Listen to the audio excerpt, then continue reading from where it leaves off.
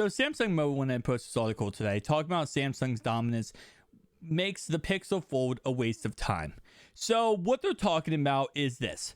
When we first heard about the Pixel Fold, of course, was going to be strictly released in China. The reason why is because just like Oppo, Vivo, and other companies, they want to go to that Chinese market because first off, it's hard to go international. You have taxes, and you also have to have the inventory to be able to manufacture phones on a high enough level that you can ship them across the world. The only real company to be able to do that is Samsung.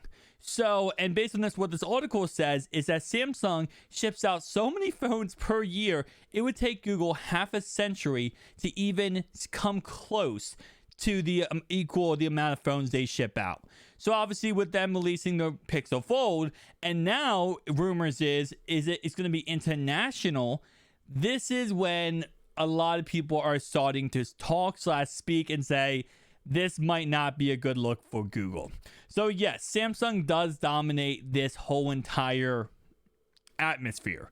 They control the foldable phones. They currently have their two on the market right now, the Z Fold 4 and the Z Flip 4. So a lot of companies, which makes sense, were releasing strictly in China.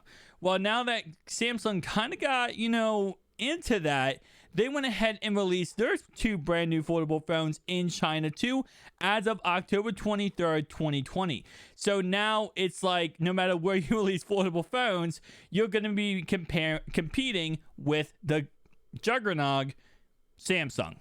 So that probably pushed Google to think, okay, you know what? That's the case. Let's just release our phone internationally. Let's just give it to all the markets as much as possible, and hopefully this ends up working out. Here's why I think this article is wrong. Because while yes, they cannot make as many phones as Samsung can, while yes, they can't push as many phones, dominate the space as Samsung can, Google is not trying to copy Samsung. So a lot of foldable phones, especially released in China, we see are pretty much Z Fold 3, Z Fold 4 copycats. It's like they take the phone, the Z Fold phone, and they say, we're going to make that exact same phone, but we're going to make a worse version because we don't have the manufacturing power / we don't have the actual, equipment to make the correct phone. Google is not actually following that trend. They're actually making their own unique design and own creative design. Now, does it look a little bit like the Oppo Find 5G? Yes. But that's okay because it's pretty much a bigger Oppo Find 5G, which I think really is not much of a problem at all. Not only that, of course, the price tag is where Google really is going to be falling into a bad space, and that is the $1,800 price tag. Now, if they can get that price tag lower by launch, I think they have a really good chance to compete with Samsung here. If they can get that price tag in anywhere the $1,500 or cheaper, they have a real good chance of competing with Samsung. Because obviously right now, the biggest issue with Samsung, number one, is the price tag of this phone. Number two is going to be the inside screen durability. And number three is going to be that crease down the middle. And number four is going to be the weight. Now, based on what we've seen, Google could possibly fix the what's called the price tag. They could also fix the inside screen durability. They could also fix that crease down the middle. Now, weight, they're not going to be able to fix because based on what we have heard, the Pixel Fold has a full metal body, which is going to be heavier than the Z Fold 4. So they're not going to fix weight, but they can fix the majority of the other things before this phone does go ahead and officially release and is announced by Google. Not only that, they also do have the Google Tensor 2 chip, G2 chip, which of course does rival very nicely versus the Snapdragon 8 Gen 2 of the Z Fold 4. So again, it's one of those things where it's like if they were using the exact same hardware, exact same software, well, they actually are using the exact same software, but exact same hardware as the Z Fold 4, then I would understand. You're like, well, you're just copying and pasting the same phone, but Samsung is a more dominant than Google, so you're just wasting your time if you are Google. And I would agree with that and understand that, but that's not what they're doing.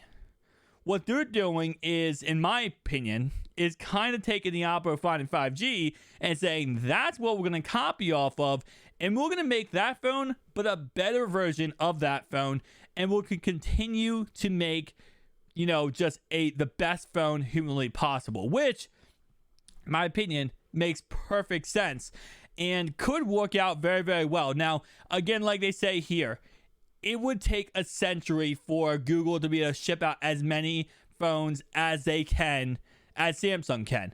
And that's another reason why we might not see a lower price tag. This kind of is weird to say, but also factual at the same time, is that, let's say, for example, they come out with a cheaper price tag than $1,800. So let's say they come out with a price tag $1,500, right? Their phone would sell like crazy, right? But the thing is, how much is it costing them to make that phone? Are they making a profit on that $1,500 price tag? And let's say they sell all their phones out within a second, right? Within a day, they get rid of all their inventory. If they're losing money per phone and they can't actually manufacture phones fast enough to create more phones to push out, then all they're doing is really just losing money and wasting time. Now, at $1,800, you're going to have a lot less customer base, but if they make, let's say, $200-$300 per phone, and they ship out half the amount that would ship out at $1,500, that might be why they would go ahead and do so. Again, like I said, we have to wait and see because we don't have all the information about Samsung. About Google's phone. We all have all the information about Samsung, but not Google at this moment in time. But I will say, again, like I said before, I really do not agree that Samsung is, and this is a narrative I'm seeing all over the internet when it comes to affordable phones. Samsung is the top dog and no one can compete with them. No one should even try to compete with Samsung. I think that's a false narrative. I really, truly believe that's a false narrative, and that's something that should not even be said. First off, the best thing about competition in any tech industry, in any type of consumer base market, is the fact of competition makes the best products possible. So if you have two companies competing head to head, going back and forth, all you're doing is creating better competition levels for the consumer entirely. So if you're a consumer, like I'm sitting here, right, and I'm like, I want to pick up a brand new foldable phone. Right now, Samsung can sit there on a high horse and say, we're going to create the Z Fold 5, 6, 7, 8, 9, 10, and we're not going to change a dang thing about these phones. And they could do that. And if you don't want to buy it, you don't buy it, right? And they don't care. But if you go to the other perspective and you say, Google now becomes this top dog and this monopoly, and they're competing with Samsung, Google can say, you know what, Samsung, you haven't upgraded this phone in 2 years, 3 years. We release this phone every single year and we add upgrades. So all the consumer base, right, from Samsung market slowly shifts over to Google. So Samsung now has to work harder. That's the perspective. I think it would be a fine market if they do compete head to head. And I think Microsoft, in their outer space multiverse that they're in, can come back in. They have the money, make themselves a really good Surface Duo 3, and we could see a beautiful, beautiful market.